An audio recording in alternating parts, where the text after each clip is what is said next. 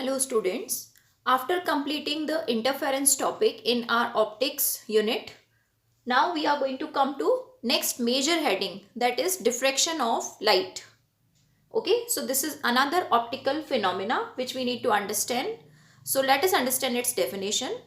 The bending of light at sharp corners and entering into the geometrical shadow region is called diffraction.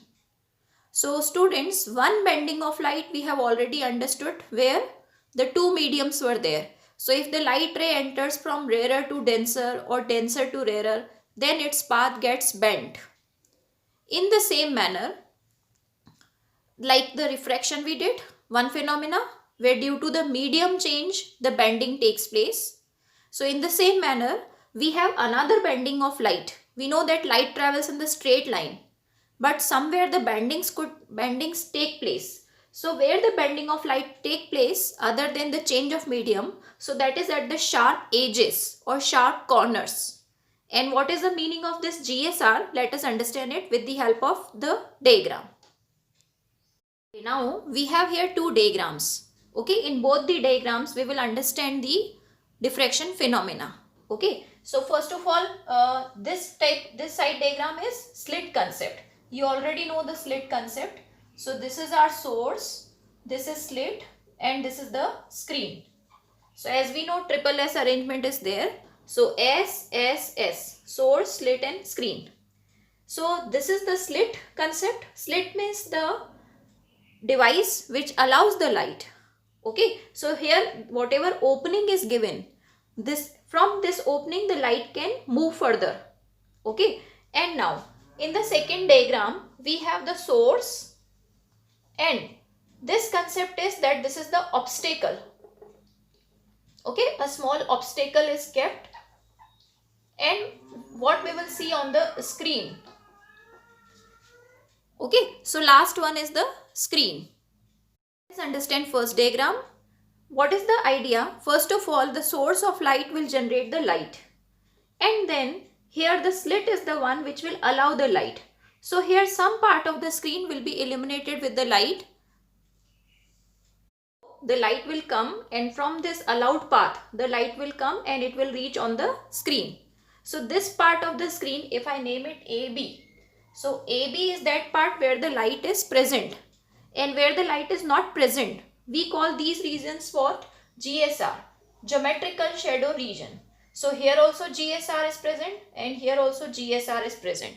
So GSR is present on both the sides of the screen. So geometrical shadow region. Now what is diffraction? See, till now we have traveled the light in the straight line path. Now what happens if these edges of the slits are very sharp? I'll draw the microscopic view. Suppose the edges of the slits are very sharp. Okay, so what will happen as the light will reach here?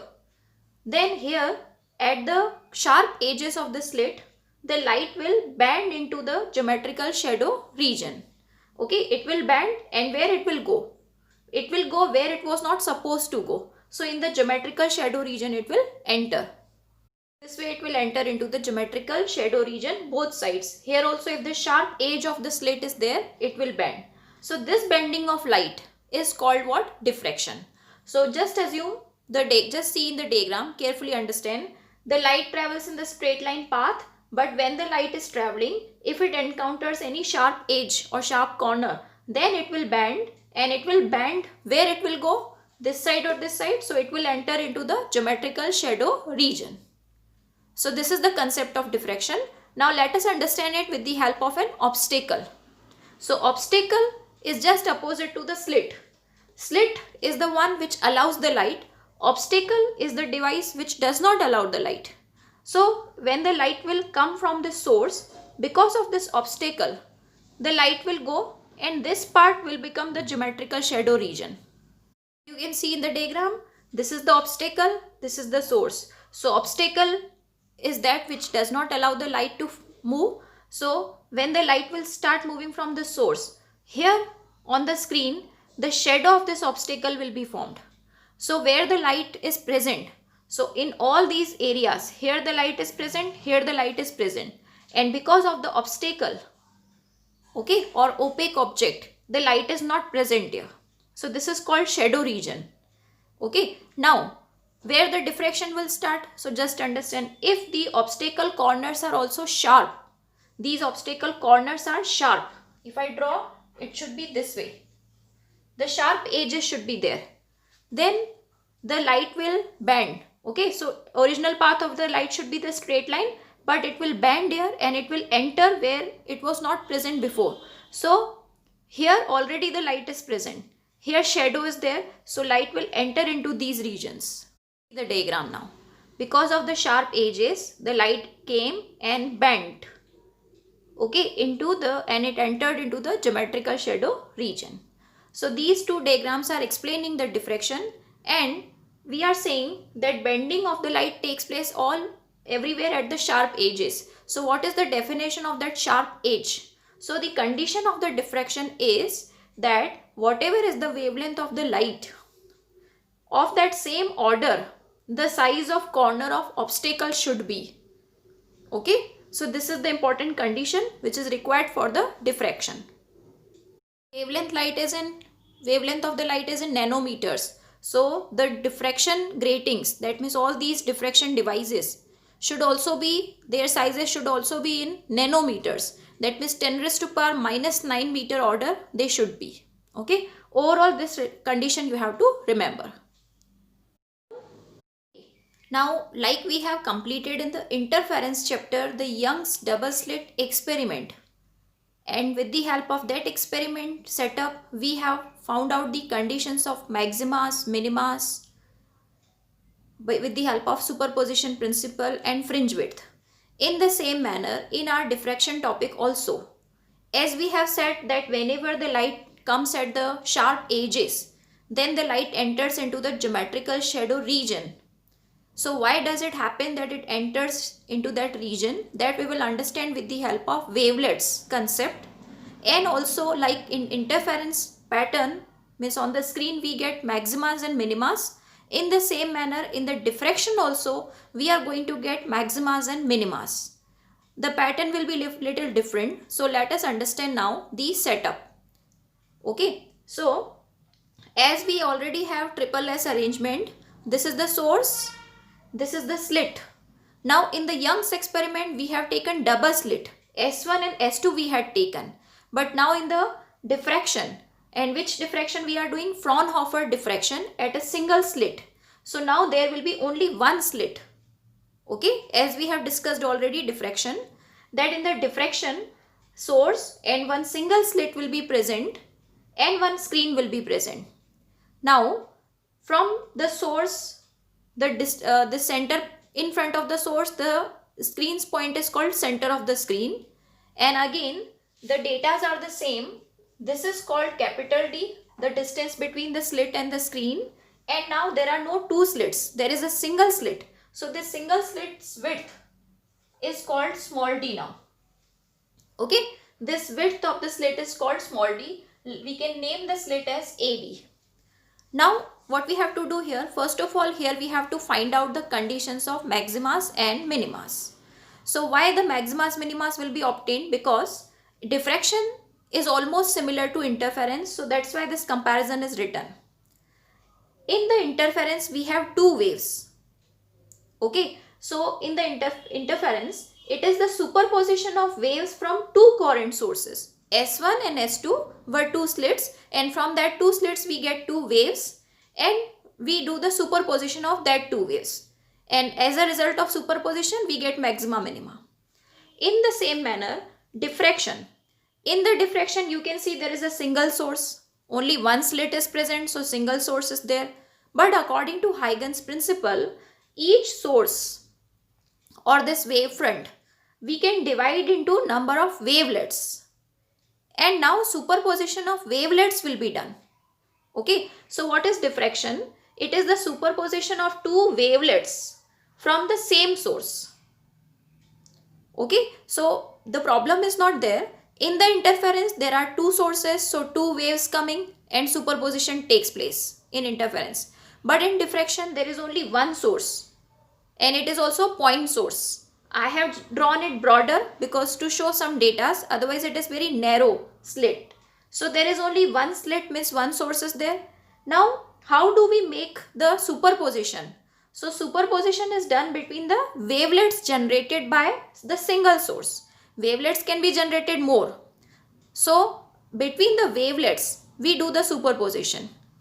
Okay, and the conclusions of interference are only taken here, that if the effective part difference between the wavelets is 0, then we get the maxima. So let us start doing our first question, conditions of maxima and minima. Conditions of maxima and minima. So this will be the first question. It will be a 3 or 5 mark question. It will be there in the board paper. And the second question of diffraction will also be calculation of fringe width, as we have done in our interference topic. Okay, so let us start this question. First of all, with the help of this diagram, we will talk about center. What we will obtain on the center, will it be maxima or minima? So you can see here it is a slit, and this slit is illuminated by the light. So light is present here, but the light is present in form of maximas and minimas. Distribution takes place. So how it happens, let us start. First of all, the light will come and it will be reaching at the AB slit. So here light is present. Now we will divide this slit into two parts.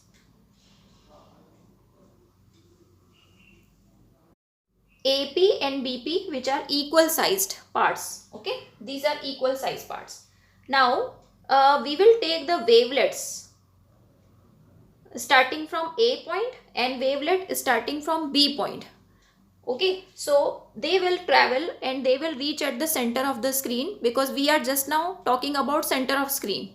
So the wavelet starting from A to O and wavelet from B to O, they are traveling equal distance. Okay, they are traveling equal distance. That's why the path difference between them is 0. And according to our interference conclusions, whenever the path difference between two wavelets is 0, then we get the maxima. Now as we have divided the slit into two parts, so what we have to do, we can divide the first upper half of the slit into number of such positions and lower part also, like that. We can take the second wave starting just near A, and we can take another wavelet starting just near B point. Now these two waves also will travel equal distance, so again maxima will be obtained. So this way, whatever number of wavelets are starting from upper part of the screen, upper part of the slit, corresponding to that, all the wavelets which are starting from the lower part of the slit, they all travel equal distance. That's why the path difference is 0. So we will get the maxima. So let us write this answer at least for the center. You have to give the language. At the center of the screen, what we will obtain? So wavelets from the upper half of the slit AB and lower half of the slit AB travel equal distance. So effective path difference 0. So we get central maxima. So this is the proof that we get at the center maxima. Now we have to discuss about any random position on the screen. Let us start. Note down. Okay. After discussing about center of the screen, now we have to take any random point P1 on the screen. Okay, so at point P1 on the screen, what will happen, that we are going to discuss with the help of the same diagram. Okay, so for P1 you have to draw another diagram. Second diagram is this. Let us start now. So what will happen? First of all, let us draw the waves reaching from A1 to P1 and B1 to P1. A to P1 is lesser distance and B to P1 is greater distance. That means you can say that BP1 is greater. So what is the path difference between the two waves that we need to calculate here? So for drawing the path, for calculating the path difference, we draw a normal. Okay, we draw a normal on this line. So let us call it N point. Now how to calculate this BN path difference? Our path difference is coming here BN. Okay, so since we have already discussed that this AB, this is D, small d, this AB distance is small d, and if this is theta coming, okay, so how it will be, this will come d sine theta. Okay, you can see it from the right side triangle. BN means perpendicular, so if I tell you the calculation, Bn upon hypotenuse AB is equal to sine theta. So Bn equal to AB sine theta. AB means D. That's why this path difference will come D sine theta. Okay. This distance is capital D, and whatever random fringe we have taken on the screen, suppose it is nth fringe, so its displacement from the center of the screen is yn. Also, this center of the AB slit we have to join with P1. This angle is of the center point is theta with P1. Okay. Now the path difference has come, Bn means D sine theta. So to find out what we will obtain on the screen at point P1, we have to assume some values of D sine theta one by one, and after that we will start dividing the slit into parts. So first of all, A part, we will assume D sine theta equal to lambda. In terms of lambda we have to assume, okay, D sine theta we have to assume lambda. Now we have to divide the slit into two parts. AB we have to divide into two parts.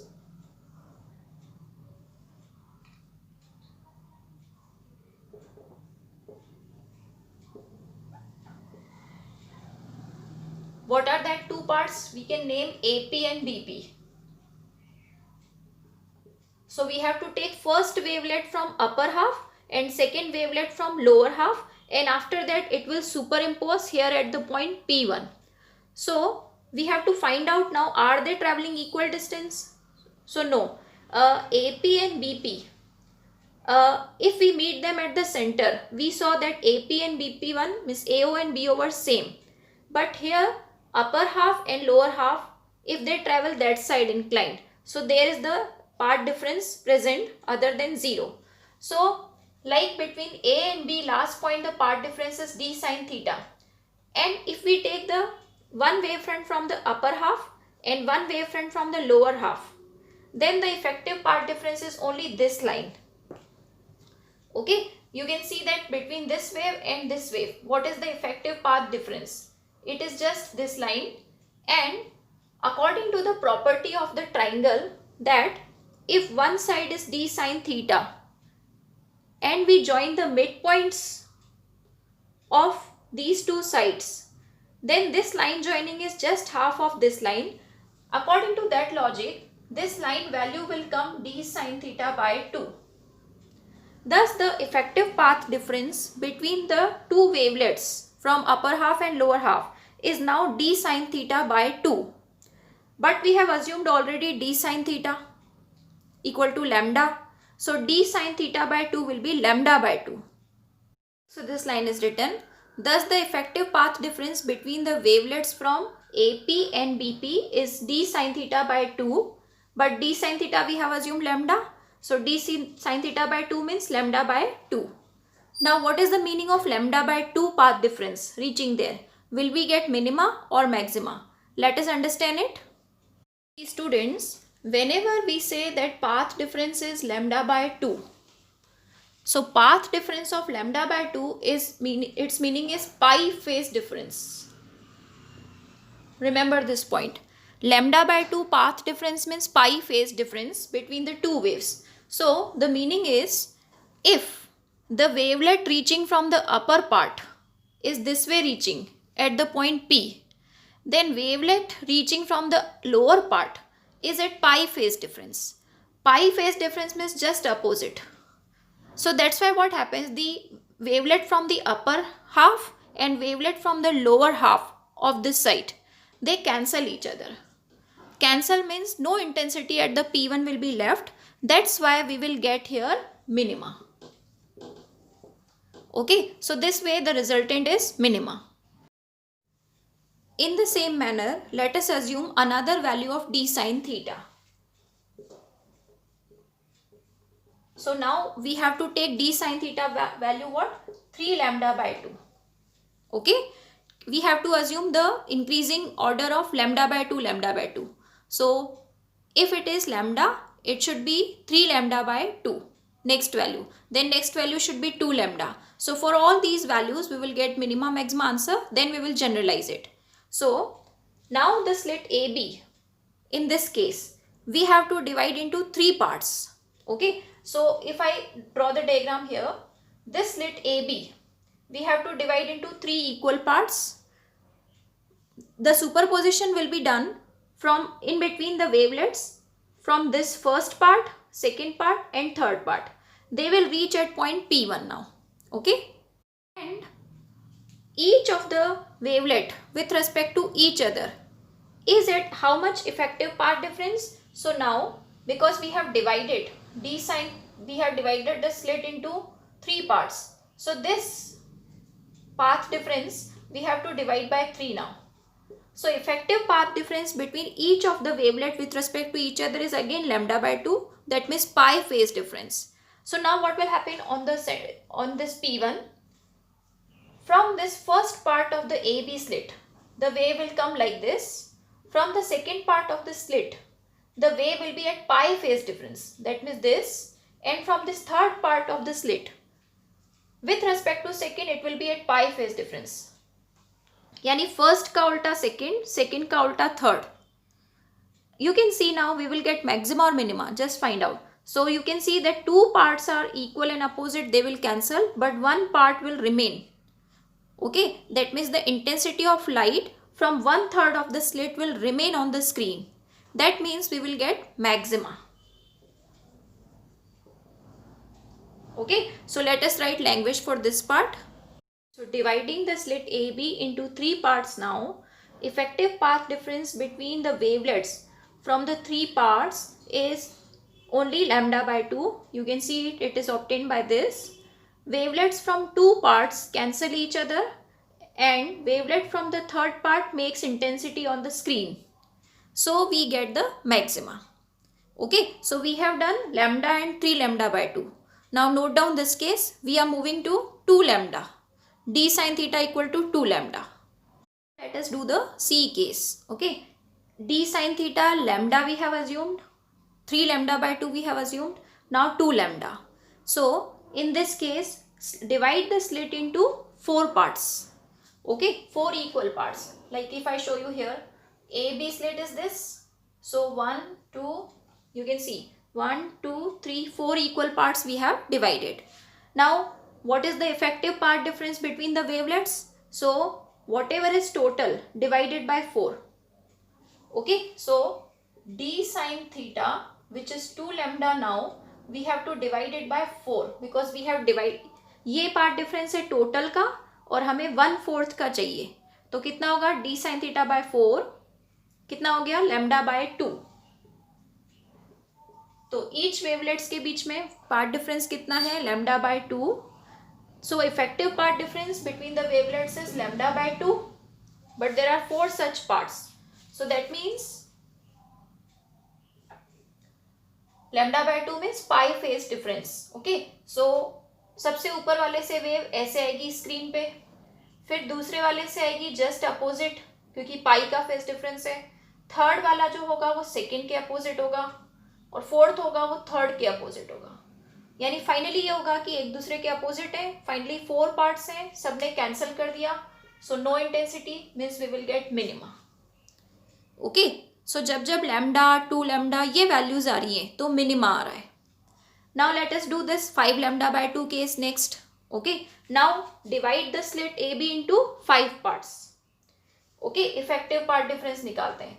D sine theta equal to 5 lambda by 2 है, इसको 5 से divide किया. 5 parts है इसलिए answer क्या आया? Lambda by 2. So in each case effective part difference will come lambda by 2 only. That means pi phase difference. So effective part difference between the wavelets from 5 parts is lambda by 2. How they will reach on the screen? So if this is AB slit, 1, 2, 3, 4. So 5 parts have become. सबसे ऊपर वाले से wave ऐसे पहुंचेगी, second वाले से wave होगी first के अपोजिट यानी लैम्डा बाय 2 पे, फिर थर्ड वाली वेव होगी सेकेंड के अपोजिट, फिर फोर्थ वाली वेव होगी थर्ड के अपोजिट और फिफ्थ होगी फोर्थ के opposite. Finally you can see 4 waves will cancel each other, only 1/5 will remain. So 4 parts cancel, wavelet from fifth part makes intensity on screen, so we get maxima. So this way we have discussed the conditions of maximas and minimas for different values of d sine theta. Now let us generalize the formula in the next sheet. Note down these conditions of secondary maximas and minimas.